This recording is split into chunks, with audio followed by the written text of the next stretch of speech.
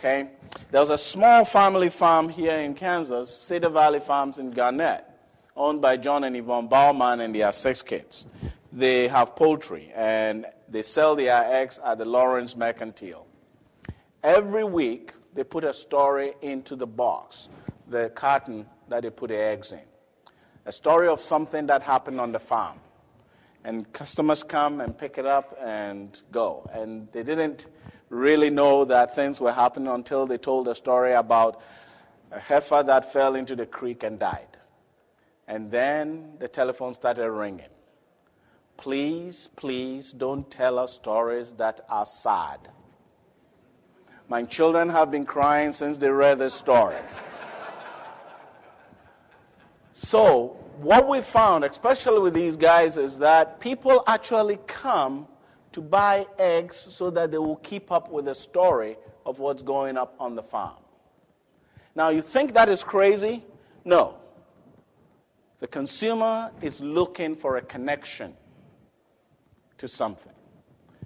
Good Shepherd Turkey Ranch is in Lynchburg, close to McPherson, Kansas, and Frank Reese. If anybody had Kansas City Star today, he was featured in the food section. Frank has been growing heritage turkeys. Now, what are heritage turkeys? Well, Frank will tell you that they are the turkeys that Abraham Lincoln had at his Thanksgiving. And there are people who are so excited about Frank's heritage turkeys, they are paying between $7 and $8 a pound for it. Now, it's very interesting because when I talk to farmers about Frank, and I'm working very closely with Frank, about Frank and how we have to look for new methods and strategies to enhance our competitive position, they look at me and say, which idiot will pay $7 for turkey? And you say, well, suppose that idiot is your customer. Wouldn't you hug him or her? But that's it. This is the slow food that Ellen talked about. They care. They care about biodiversity. They care about sustaining small farms. When they pay the $7, guess what? They don't think they are buying turkey. They think they are maintaining the small farms in Kansas, and they are helping family farms maintain themselves and keep the biodiversity and all that going. Now, just imagine at Thanksgiving dinner, when you have all these people around the table and you have Frank Reese's $200 bird on the table. What do you think the conversation is about? Okay? It's about, look, I'm a better person than you are. Because you know what? I'm keeping a small farmer in business. What good have you done lately? Okay? Now, to tell you that works, 3 years ago when I started working with Frank, we sold about 1,500 birds. This year, we have already pre-sold about 9,000 birds. Okay? Because people had the experience. And guess what? They want to tell their friends that I'm as good as you are. I also cook Frank Reese turkey. Retro is back. This is a picture from a Myra stove. It's every bit techno, okay? Retro-styled ranges and refrigerators, nifty 50 on the outside, state-of-the-art features you want on the inside. Why? If you go to KitchenAid aisles now, this is the type of stuff they are bringing out. Because people are looking for the good old days when Grandma's kitchen was fun. But you know what? They don't want to put the firewood in it and light it. Okay? Boomers are pouring about $45.5 billion into anti-aging products. I read a few years ago about scientists finding the telomere on the chromosome and looking for a way to turn it off. And what that will mean is that we will just stop aging. And every time I said, we will stop aging, my male audience will always go, yeah. And the women will say, why? Well, the truth is that we really don't want to die. But everybody wants to go to heaven, I guess. And the last time I checked, there was only one way you get there. You couldn't walk. You had to be carried. Okay? But this is re-energizing the food industry. Ellen talked about some of those trends with the drinks and the juices and all that. People be actually, mashing up wheat grass and drinking it because of the high selenium and all that. I mean, things that maybe a decade ago we didn't even talk about are now mainstream for a segment of this market. Fitness products, hair transplants, Botox injections, ED products are big. If you watch a Sunday morning talk shows or discussion groups, they are those who are sponsoring these products. I mean, it's just incredible. This boomer generation is powerful. They're powerful because they have the money. Okay? The funny thing is that next year, the front end of the boomers are going to be 60 years old, but they think they are 30.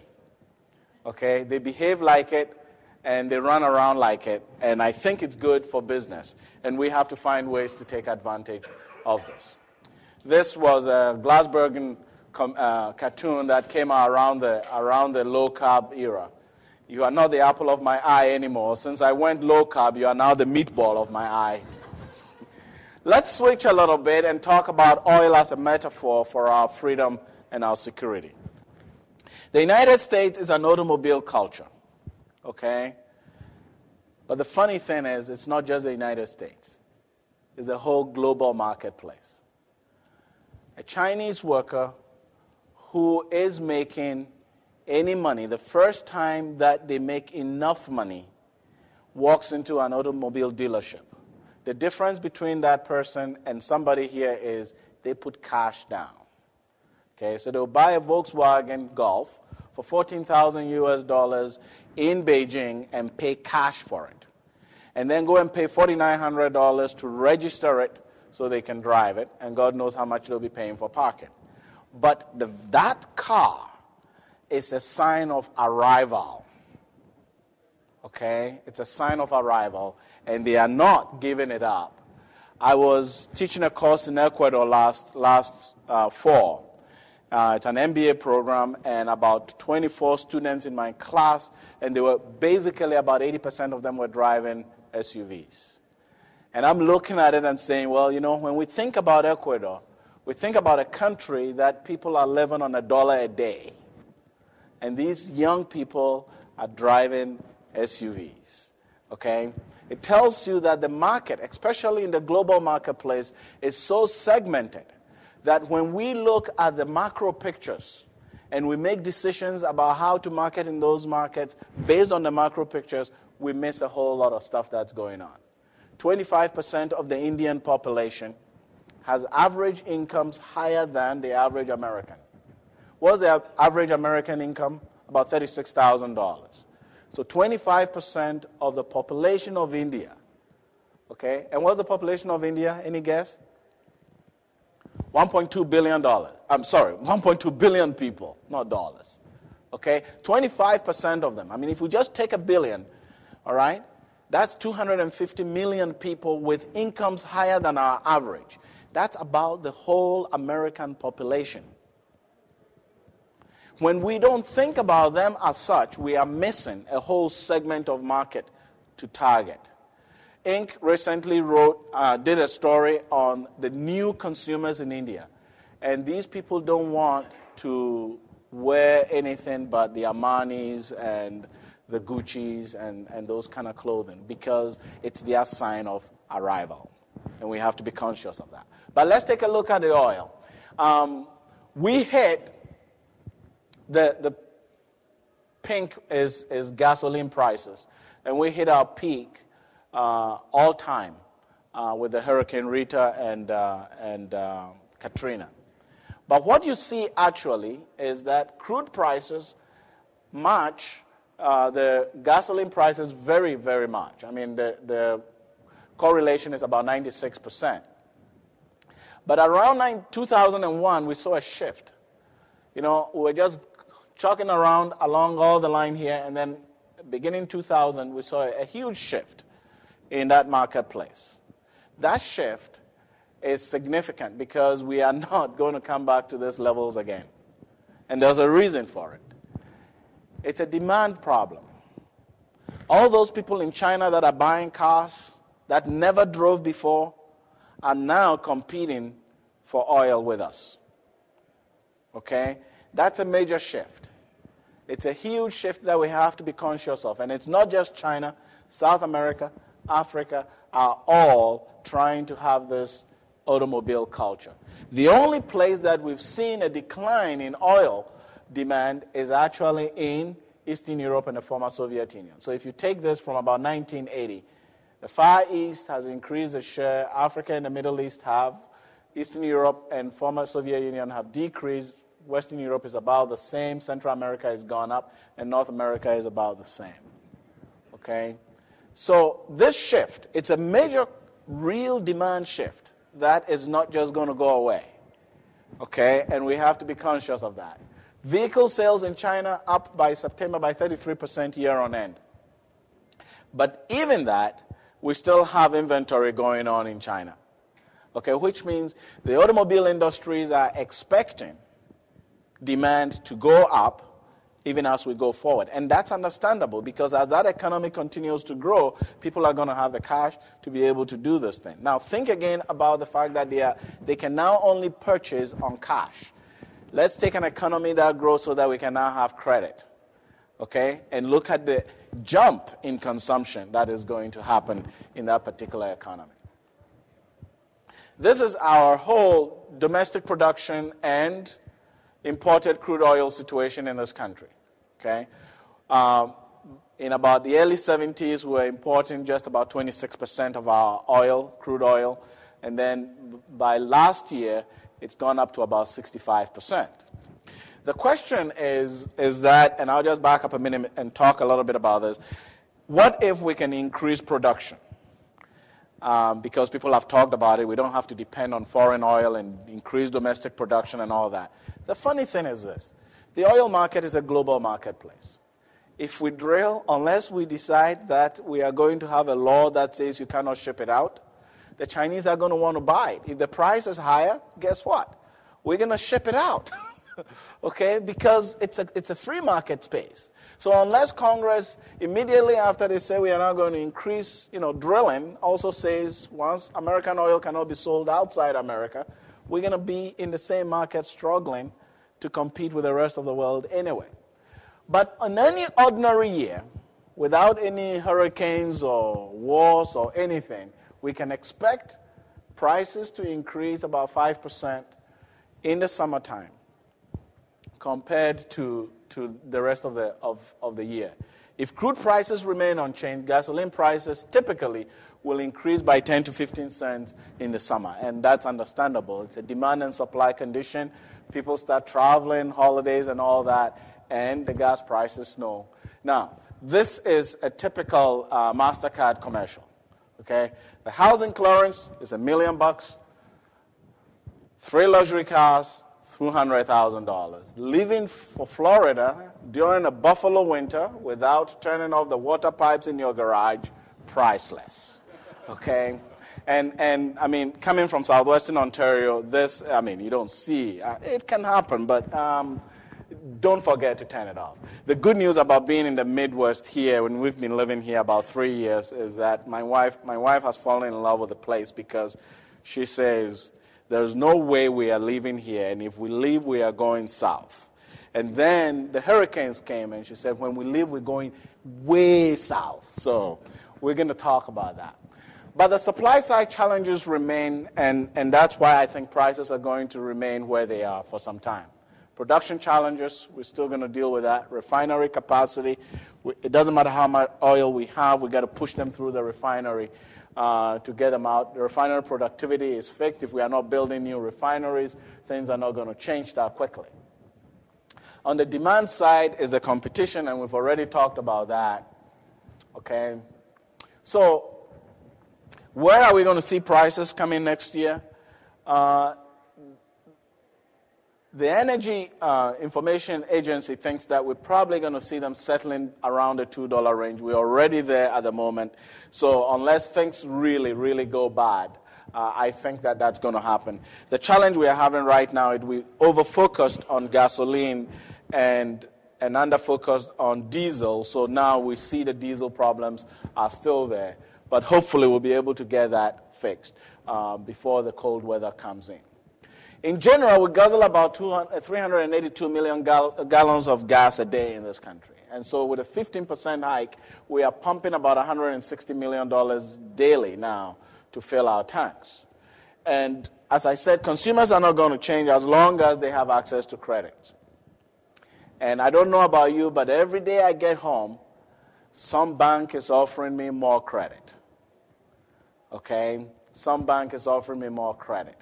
And I think that's going to continue. And one of our secretaries actually pointed this out to me and said, you know, I'm not going to go start riding my bicycle until the credit cards are completely maxed out.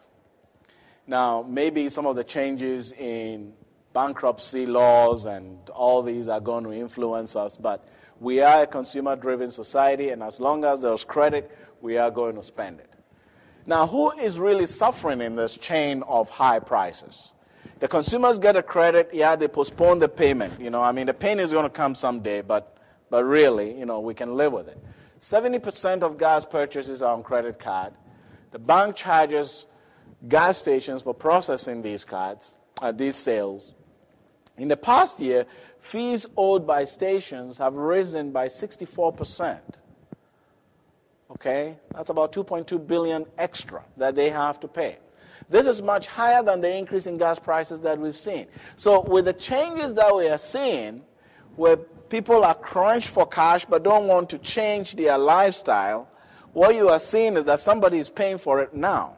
The consumers are going to pay for it later on because they can afford to pay all the minimum until one day it gets too high and they have to do something about it. But somebody right now in the supply chain is paying for this.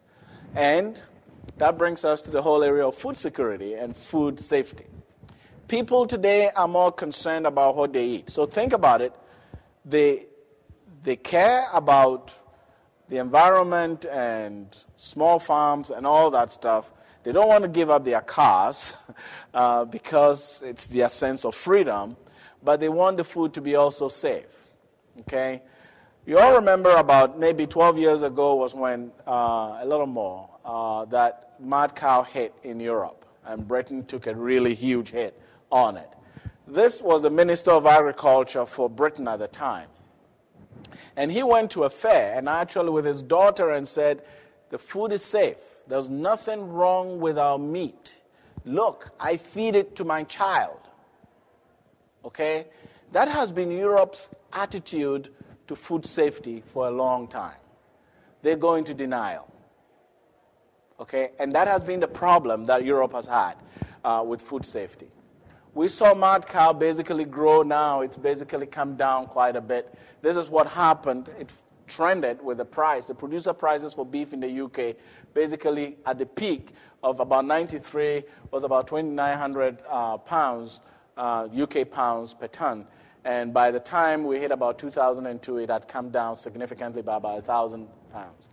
When we had our first mad cow problem in this country, in December of 2003, the immediate response from the governor of Washington State, where the problem occurred, was we are taking all necessary steps to assure protection of health and safety of our citizens and our livestock industry. We came out strong to talk about it. Ann Veneman was the Secretary of Agriculture at the time, and she said, even though the risk to human health is minimal, we will take all appropriate action out of an abundance of caution. Now, contrast that with the European situation. Well, maybe we learn from them, but traditionally, the United States and Canada have been forefront on food safety. That has given our consumers comfort that if it is on the shelf, it is safe. Okay? Whereas in Europe, the whole idea is if you don't go and get it from a farmer, it is not safe. My brother lives just outside Berlin, and he will go out and into the farms and buy his milk and you point out to him the risk. And he says, no, it's from the farm. Nobody has done anything to it. I say, yeah, that's why. Okay? Now, When this problem hit us in 2003, we were also getting to the bottom of our beef cycle. A number of things were happening at that time. We didn't have enough cattle. We had Atkins diet. We have a whole lot of stuff going on, and that strengthened our demand significantly. So beef demand actually in 2004 compared to 2003 was up about 8%, and prices have continued to be stronger. As a matter of fact, I was with some cattle farmers yesterday, and I was talking to them about how good the business has been. And they said, well, we hope it continues like this. So, well, don't let the Canadians bring any of their beef. So what do we see? Confidence in the food safety system in this country is very, very positive for us. And, I commend the government for coming out in these situations and always trying to get on top of things. Yes, we do have our problems with some of the inspection issues, but the fact remains that we have a stronger food safety protocols here, I think, with respect to policy than we do have in Europe, and that has helped us. The mad cow happened just about Atkins, South Beach, and all the low-carb diets were peaking. Cattle cycle was low. U.S. beef market is mainly a domestic market. So when they closed the markets to us, when Japan and others closed the market to U.S. beef, guess what? It didn't have a huge impact. When you compare that to Canada, which is an external market, when they closed the market, when the U.S. closed the market and the rest of the world closed its market to Canada, what we saw was a significant drop in Canadian beef prices because of oversupply. Okay? We didn't see that in this country. Globalization, ladies and gentlemen, is real. Regardless of what people say, when you talk to them, they don't care where their food comes from. They just want it to be safe. We did a survey of consumers going into stores and asked them if this was in Canada, if they buy Canadian, and they swore, waving the maple leaf, how much they bought everything Canadian. When they were coming out, we asked to look into their bags and find out what they bought, and they wouldn't let us. When we insisted, what had happened was between the 15 minutes when you talked to them and they got into the store, they had forgotten that they just said they were patriotic. The reason is simple. When people meet their budget line with a product, the decision is very different from the hypothetical. One researcher at Purdue just did a similar study looking at European perceptions about GMOs. All we know from everything they tell us, Europeans don't want to eat genetically modified products until you put a budget constraint on it and say, now you've bought all the non-GMO products, but you don't have milk and you don't have bread. What are you going to trade? And then the budget constraint tilts them into now making a decision of something safer. So they pick up a GMO product. The budget constraint is real. And I want to make a point because we are in marketing. The questions we ask, the hypothetical environments we create, can have significant influence on the results we get. Now, if we are not conscious of that and we leave those into developing strategy, they can have huge adverse effects on our performance as marketers. Everybody in the world, everywhere I go in the world, people want to sell to Americans. Okay? To be able to export to the United States is nirvana for a lot of companies outside here. So we have competition. We have significant competition. In the agri-food marketplace, we have to be thinking about BRIC whenever we think about this. Brazil, Russia, India, and China. These guys are going to grow and become major food suppliers. Okay? Today, we are making significant investments in those places. Protectionism is not going to help us very much because there will be American investments coming back. And the lobbying is going to be very tough on both sides. When farmers are saying we don't want these products and food processors are saying we're going to bring them in, and then that's when people who can put the most money on the table win, regardless of how we look at it. So we have to think seriously about maintaining competitiveness. Consumers are changing. We'll hear that all the time. They are getting older, they are becoming richer, and therefore they are becoming more discriminating. They are making decisions about desires and not needs. Okay? When you are richer, you can desire things. You've basically got all your needs, and therefore you build stuff on desires, keeping farms going and all that stuff. Food safety concerns is going to be ever present. It's not going to change. And farmers and the food industry players who are creative are going to see these things and take advantage of them so that they can move these things forward. The changes in the energy market are not going to lead to an alteration in consumer behavior, at least not in the short run. And therefore, it is extremely important for us to recognize that they are going to impact our competitiveness in the food industry because of fertilizer, seed, packaging, all those prices that are going to come by. So what do we do? Well, my thinking is that because we're a high-tech industry, and whenever I say this, people think adversely about it, but seriously, farming is no longer the old game anymore. I mean, these guys are driving GPS machines, autopilot, auto-steering tractors and all that. We got to leverage those, especially in the area of knowledge assets, okay? And then we have to think global about these things so that we can seriously think about competitors not as the guy next door. Because when we think about the fact that anybody can get online now and purchase anything from anywhere, and as logistics and transportation and packaging get easier, the competitors are not the guys who are sitting next door, but the guys who can make value propositions anywhere in the world and are willing to meet those. So I'll leave you with this, and I know I've just gone a little bit over time. Oh, no, I haven't, actually. Sorry, I was rushing because I was very conscious of the fact that you guys are probably eager to get somewhere else. But that leaves us time to converse. The art of discovery, then, is to see what everybody sees, but think what nobody thinks. Primarily because everybody is looking, it doesn't mean they're seeing it. And we have to be creative and innovative in how we package our stories, in how we package our resources and bring alliances and other stuff together so we can take advantage of the marketplace. Personally, I think it's the beginning of a sustained competitive advantage that is rapidly changing this marketplace that we've been playing in. Thank you very much.